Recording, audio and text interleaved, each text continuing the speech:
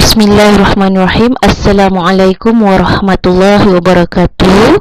Bertemu kita kembali di dalam kelas Lughatul Arabiyyah untuk pelajaran darjah 6. Semoga anak-anak semua sihat walafiat, insya-Allah. Baik, pelajaran kita kali ini iaitu yang pertama, pembahagian kalimah. Aqsamul kalimah. Ya, dia terbahagi kepada 3 bahagian, iaitu isim, fi'il dan huruf. Baik. Untuk mengenali isim iaitu kata nama, kita boleh kenal dengan 4 ciri-ciri berikut. Antaranya sudah pasti isim adalah nama. Kita tahu kalau nama orang, dia adalah bahagian isim. Contoh Muhammad. Okey. Kemudian perkataan yang dimulai dengan alif lam. Ada huruf alif lam di hadapan, dia adalah kategori isim. Contoh al-muallim. Okey. Untuk kenali isim yang seterusnya, kita boleh lihat huruf yang terakhir mestilah dia berbaris tanwin. Kemudian ciri lain adalah kita tahu itu adalah dhamir munfasil dan seterusnya dhamir muttasil.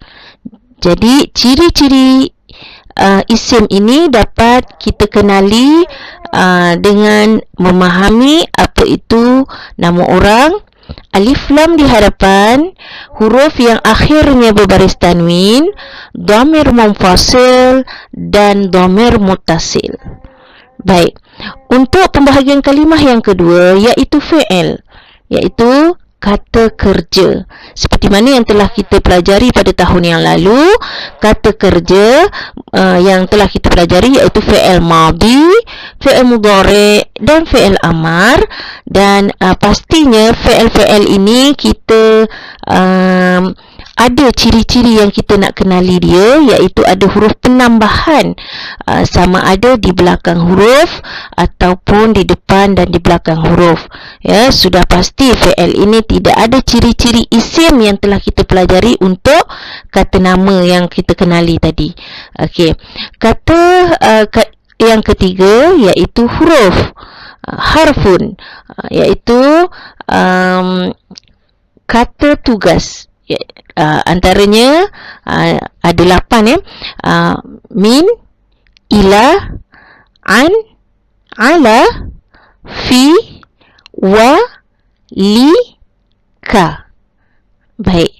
Jadi pastikan anak-anak mengenali dulu ciri-ciri isim, fi'il dan huruf. Baik. Untuk yang seterusnya, kita hendaklah mengetahui jumlah, di mana jumlah terbahagi kepada 2. Yang pertama jumlah ismiyah dan yang kedua adalah jumlah fi'liyah. Seperti mana yang kita ketahui, jumlah ini mestilah berada di awal kalimah. Di awal kalimah. Maknanya jumlah ini, contohnya ayat ada 4 patah perkataan. Ada 4 patah perkataan. Perkataan yang pertama, ayat yang pertama itu adalah jumlah yang kita hendak ketahui. Sama ada jumlah ismiyah ataupun jumlah fi'liyah.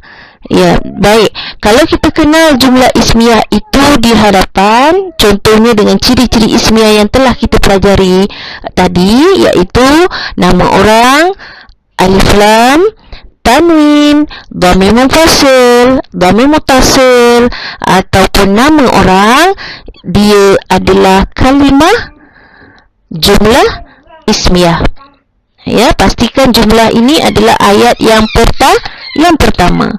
Kemudian bagi jumlah fi'liyah, selain daripada ciri-ciri jumlah ismiyah tadi, iaitu yang tidak ada alif lam, tanwin, dhamir muttasil, dhamir muttasil dan nama orang, dia adalah jumlah fi'liyah. Dan jumlah fi'il ada huruf-huruf penambahan, sama ada di depan ataupun di belakang. Okey, seperti contoh yang saya bagi itu, jumlah ismiyah contohnya al-tilmiz yaktubu al-kitab. Al-tilmiz itu adalah jumlah ismiyah, dia letak di hadapan perkataan, dia letak di hadapan ayat itu. Okey, kemudian contoh yang kedua, jumlah fi'liyah yaktubu at-tilmiz al-kitab. Baik, yang pertama tu ayat tu adalah fi'il, jadi itu adalah jumlah fi'liyah. Okey, baiklah. Sekarang mari kita pelajari bagaimana cara untuk menyusun atau membina ayat. Di mana yang pertama ini dia hendak jumlah ismiyah, ya, jumlah ismiyah.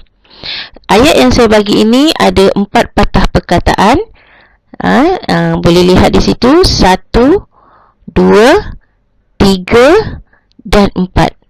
Cara penyusunan ayat ini ada kategori dia. Okey, perkataan yang pertama isim, perkataan kedua fi'il, perkataan ketiga huruf, dan perkataan yang keempat isim. Baik, bila kita lihat jumlah ismiyah, berbalik kepada pelajaran kita yang tadi, bagaimana hendak mengenali isim. Okey, mari kita tengok.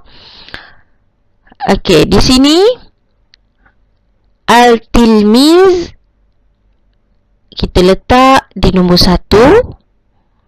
Itu adalah tanda isim, ada alif lam di hadapan. Yazhabu fi'il, ila yang ketiga untuk huruf, kemudian al-madrasati isim ayat yang keempat. Okey, baik. Yang kedua, kita ketahui jumlah fi'liyah. Pastikan, ingat ya, jumlah fi'liyah ini dia hendak tahu perkataan yang pertama. Mestilah dia jumlah fi'liyah. Ya, kalau yang kedua ni. Baik, tengok ayat tu ada 1, 2, 3 dan 4. Nampak tak perbezaan jumlah ismiyah dan jumlah fi'liyah tadi? Di mana jumlah ismiyah ayat yang pertama mestilah isim, manakala jumlah fi'liyah ayat yang pertama mestilah fi'il. Ya, okey, mari kita tengok ayat yang pertama, yazhabu fi'il, ya, kategori fi'il letak di yang pertama. Kemudian ayat yang kedua at-tilmiz, yang kedua kategori isim, yang ketiga huruf ila, dan yang keempat al-madrasati. Al-madrasati. Baik. Baik, untuk yang seterusnya, mulalah kita cuba menyusun ayat dengan betul, ya, di mana ada 2 bentuk atau contoh soalan yang diberi. Kemudian anak-anak akan menyusun, ya, setelah kita pelajari pelajaran yang tadi, di mana kita sudah kenal isim, fi'il, huruf. Kemudian kita telah ketahui ciri-ciri jumlah ismiyah dan jumlah fi'liyah. Jadi sekarang kita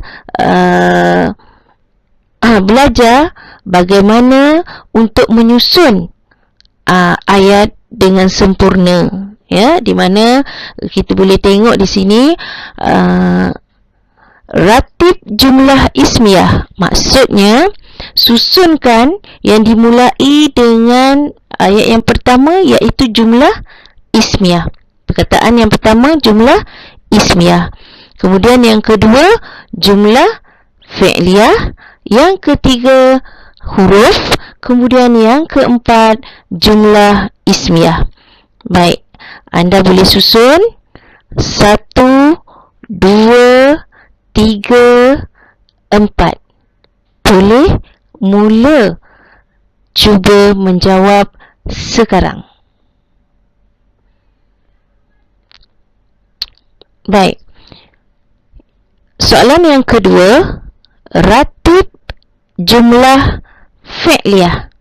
Baik, seperti mana yang kita telah pelajari tadi, jumlah fi'liyah dimulai dengan perkataan yang pertama. Ayat yang pertama jumlah fi'liyah, kemudian yang kedua isim, yang ketiga huruf, kemudian yang keempat isim. Baik, ayat yang telah diberi ini cuba anak-anak susun dengan betul.